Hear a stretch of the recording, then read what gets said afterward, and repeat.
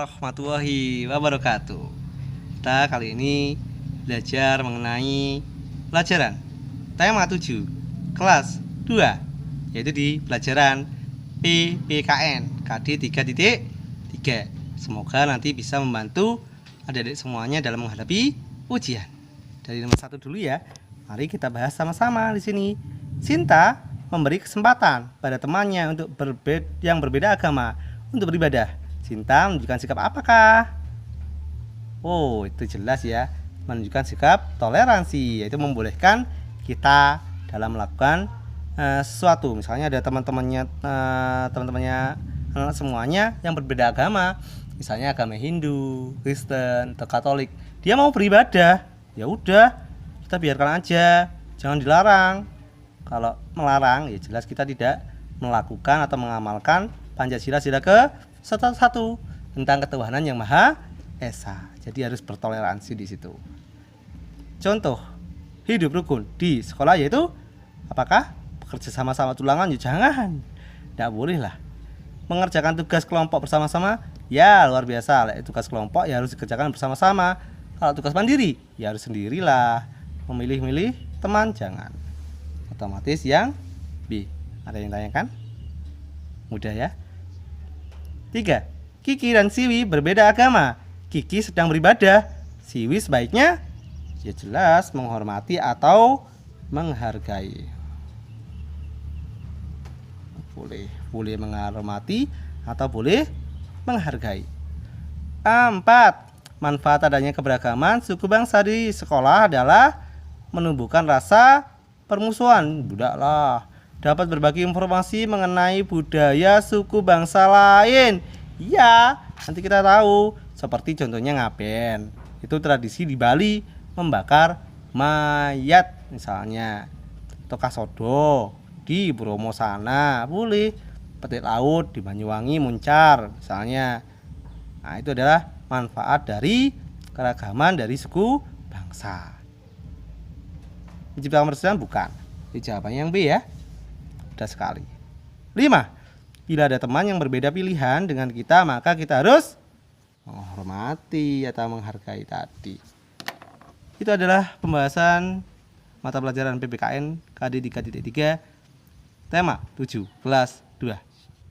Semoga bermanfaat.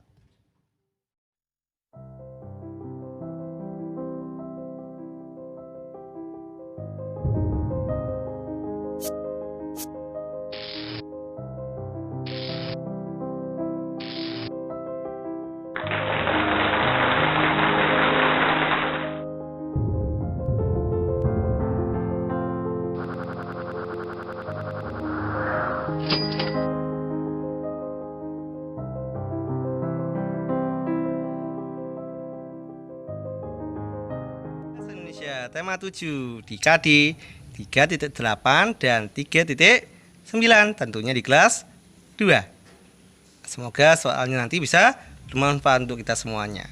Dari nomor 1 dulu ya. Ini adalah soal-soalnya semuanya. Nah, semoga ujian anak-anak semuanya bisa. Dari nomor 1. Perhatikan teks berikut. Semut merah dan semut hitam bersahabat. Semut merah selalu bangun pagi-pagi. Wow, luar biasa. Lalu bekerja keras mencari makanan. Itu semut merah. Sedangkan semut hitam hanya bermalas-malasan di rumah. Meskipun berbeda sifat, mereka tetap rukun. Tokoh yang rajin yaitu jelaslah semut merah. Kalau semut hitam ini dia suka bermalas-malasan di sini ya. Cluenya. Jadi jawabannya adalah semut merah. Lanjut. Nah, ini dongengnya untuk pelajaran ini untuk soal nomor 2 dan nomor 3. Malam hari, tikus merasa sakit perut. Aduh, perutku sakit. Aku sudah memberitahumu untuk tidak terlalu banyak makan. Aku menyesal tidak mendengarkan nasihatmu, Tiko. Ya sudah, biar aku yang mencarikan obat. Tiko itu sakit perut, Toki menolongnya. Mengapa perut Tiko sakit? Karena dia terlalu banyak makan. Di sini ya. Nah, ini terlalu banyak makan dia. Lanjut nomor 3. Kalau ada soal bacaan, kita harus mencari jawabannya di bacaan itu. Ini dongeng jenis fabel. Oh, bukan ya? 3. Toki, tikus yang baik hati. Kenapa? Ya karena dia senang menolong temannya. Dia mencarikan obat untuk temannya yang sakit. Jadi dongeng jenis fabel ya anak-anak semuanya. Nomor 4 sekarang. Bacalah dialog berikut. Semut. Terima kasih telah menolongku, belalang. Sama-sama. Sesama teman harus tolong menolong. Kata sapaan yang terdapat dalam dialog di atas adalah kata sapaan itu adalah kata yang digunakan untuk memanggil orang lain. Yang manakah di situ? Nah, yang mana? Jelas ya. Nih, belalang. Ini kata sapaannya di situ. Ya wis, ada lagi di sini. Nah, jadi jawabannya adalah belalang. Yang C ya. Cerita yang tidak benar-benar terjadi disebut namanya dongeng. Luar biasa. Kenapa kok dongeng? Iya, karena dia termasuk cerita fiksi. Kalau fiksi itu dia berdasarkan khayalan atau tidak nyata. Kalau non fiksi itu berisi kenyataan. Kalau fiksi tidak nyata. Itulah pembahasan dari pelajaran bahasa Indonesia di kelas 2 tema 7. Semoga bermanfaat.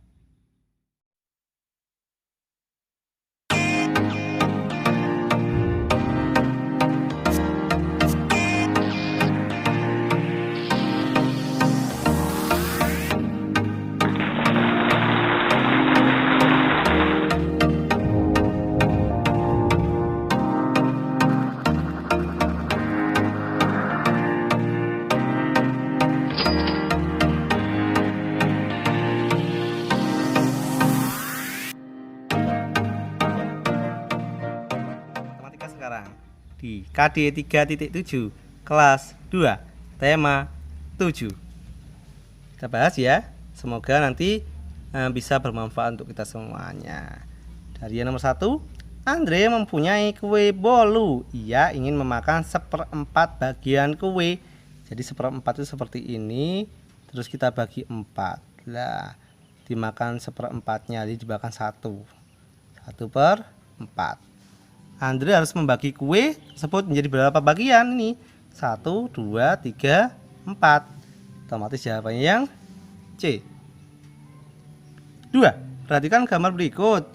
Kue yang bertanda X menyatakan pecahan. Nah, ini yang di X ada 1. Kemudian semuanya ada berapa ini? 1, 2. Otomatis jawabannya 1/2. Kenapa kok 1/2? Karena yang disilang kuenya cuma 1 dan semua bagian kuenya adalah ada 2. Jadi 1/2. B. Mudah ya. Nomor 3 ini ada gambar bintang, bulan, lingkaran, kemudian ada belah ketupat.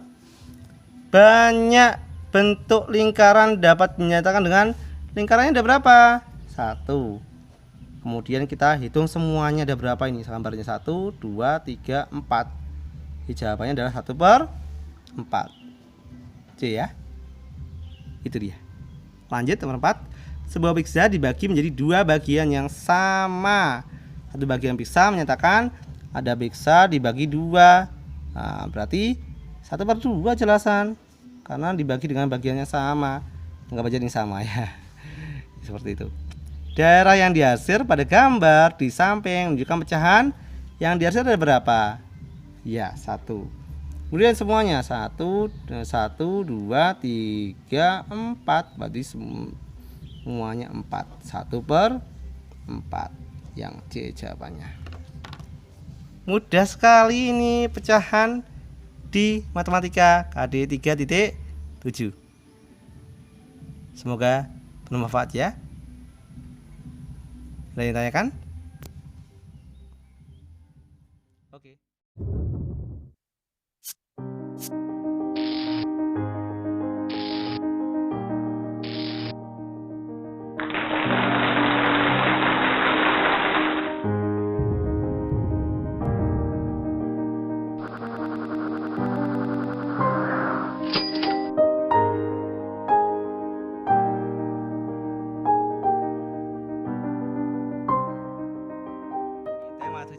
pelajaran SPDP KD 3.1, 3.2, dan 3.3 tentunya di pelajaran kelas 2. Inilah soal persiapan ujian semester 2.